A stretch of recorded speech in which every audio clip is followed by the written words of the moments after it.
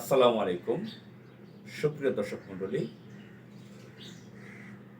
9 September 2025 Dhaka বিশ্ববিদ্যালয়ের DUCSU, Dhaka university central students union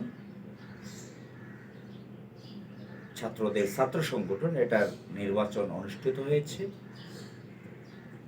বহুল আলোচিত, প্রতীক্ষিত সেই নির্বাচন বহু বছর পরে অনুষ্ঠিত হয়েছে। আপনারা জানেন যে শেখ হাসিনা একবার নির্বাচন দিয়েছিল, অবৈধ প্রধানমন্ত্রী শেখ হাসিনা তার সময়। তো এর বহু বছর আগে একবার নির্বাচন হয়েছিল, সম্ভবত এরশাদ জামানায়। তো এই নির্বাচন অনুষ্ঠিত হয়েছে এবং এই নির্বাচনে ইসলামী ছাত্র শিবির বিজয় লাভ করেছে এবং এটা খুব সামান্য ভোটের ব্যবধানে নয়, বহু ভোটের ব্যবধানে বিজয়ী হয়েছে বাংলাদেশ ইসলামী ছাত্র শিবির। বাংলাদেশ জামাত ইসলামের ভ্রাতৃপ্রতিম সংগঠন, ছাত্র সংগঠন বাংলাদেশ ইসলামী ছাত্র শিবির, যেটা ঢাকা বিশ্ববিদ্যালয়ে প্রতিষ্ঠিত হয়েছিল 1977 সালের 6 ফেব্রুয়ারি।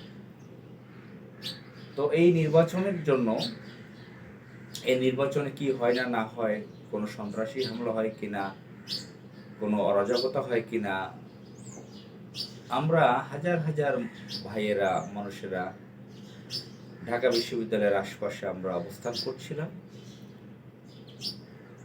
সারাটা দিন রাত, বিভিন্ন সময় করে। অনেকে রোস্টার অনুযায়ী, হাসপাতালে যেরকম রোস্টার অনুযায়ী ডিউটি করে,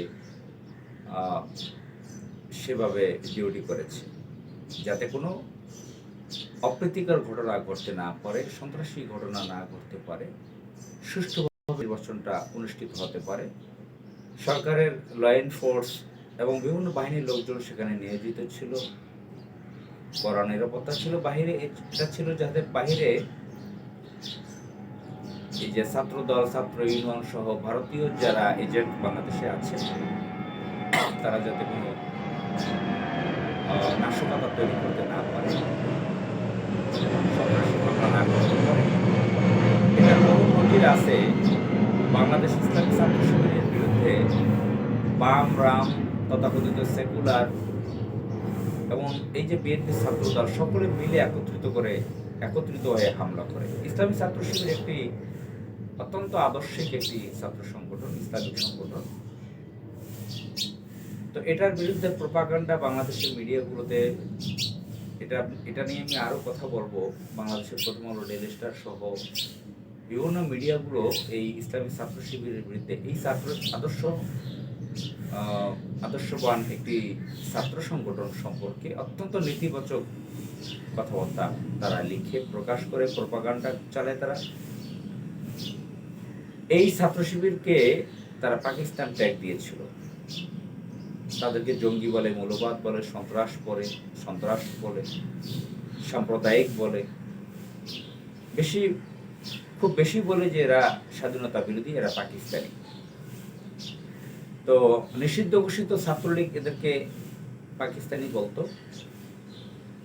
অন্যান্য বাম যারা আছে, যারা বাংলাদেশের বাম তো মানে ভারতের এজেন্ট, এবং জাতীয়তাবাদী ছাত্র দল যারা বিএনপির, বাংলাদেশ ন্যাশনালিস্ট পার্টি তার ভ্রাতৃপ্রতিম সংগঠন ছাত্র দল এবং বিএনপির লোকজন, বড় বড় নেতারা, তারা ছাত্র শিবিরকে পাকিস্তানের দল বলে, বাংলাদেশ বিরোধী বলে। এবং তাদের যে প্ল্যাটফর্ম আছে মিডিয়ার, তাদের কথা বলার যে জায়গা আছে, সেখান থেকে ছাত্র শিবিরের বিরুদ্ধে মারাত্মক ধরনের প্রচারণা, প্রোপাগান্ডা চালায়, পাকিস্তান বলে। এই যে তাদেরকে পাকিস্তান ট্যাগ দেওয়া, পাকিস্তান বলা, এবং যে যে পচা গলা, দুর্গন্ধময় যে এই 71-এর চেতনা বয়ান, যেটা ফেরি করত ভারতের নিকৃষ্ট একটা এজেন্ট, আওয়ামী সন্ত্রাসী গোষ্ঠীর বাহিনীরা, সেই ভোতা বয়ান, চেতনা এখন ফেরি করছে বিএনপির লোকজন, বিএনপির ভ্রাতৃপ্রতিম সংগঠন ছাত্র দল আরেকটি তাদের যুব দল নামে চাঁদাবাজ সন্ত্রাসী সংগঠন রয়েছে তারা। এখন এখানে ছাত্র শিবিরকে ঢাকা বিশ্ববিদ্যালয়ের ছাত্রছাত্রীরা, শিক্ষার্থীরা, স্টুডেন্টসরা যে ভাষায় বুঝেন, তারা ভোট দিয়ে বিপুল ভোটে বিজয়ী করেছে। বিপুল সংখ্যক ভোট তারা পেয়েছে। একমাত্র জগন্নাথ হল, যেখানে বলা হয়ে থাকে ইন্ডিয়ানরা থাকে, ইন্ডিয়ানরা বলতে এখানে হিন্দু বেশি, বৌদ্ধ খ্রিস্টান হয়তো অল্প কিছু আছে, সেখানে সামান্য কয়েকটা ভোট পেয়েছে ছাত্র শিবিরের সাদেক খায়। এরা তো কখনো স্বাধীন বাংলাদেশে বিশ্বাস করে না।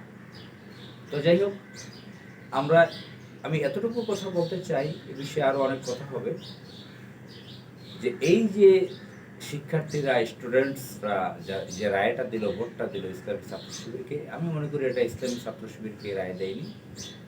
এই রায় দিয়েছে সকল বাংলাদেশিদের পক্ষে, ইসলামের পক্ষে, যারা একটি বিদেশি রাষ্ট্র, একটি মুসলিম দেশ, অনেক দূরের দেশ পাকিস্তান, সেই রাষ্ট্রের নাম বারবার বলে সমাজে একটি একটি ঝামেলা তৈরি করে, বারবার পাকিস্তান পাকিস্তান বলে। একটি বিদেশি রাষ্ট্র, বহু দূরে একটি মুসলিম দেশ, তাকে গালিগালাজ করা এবং বাংলাদেশের বিভিন্ন ইসলামী সংগঠনকে তার সাথে ট্যাগ দেওয়া পাকিস্তান বলে। মূলত এরা হচ্ছে ইন্ডিয়ান এজেন্ট, তারা স্বাধীন বাংলাদেশে বিশ্বাস করে না। এই যে রায়টা দিয়েছে শিক্ষার্থীরা, এই রায়টা দিয়েছে স্বাধীন সার্বভৌম বাংলাদেশে যারা বিশ্বাস করে, অরিজিনাল যারা বাংলাদেশি, এই বাংলাদেশের পক্ষে এই রায়টা দিয়েছে, ইসলামের পক্ষে রায় দিয়েছে। তারা এই ফালতু বয়ান আর শুনতে চায় না। আসসালামু আলাইকুম।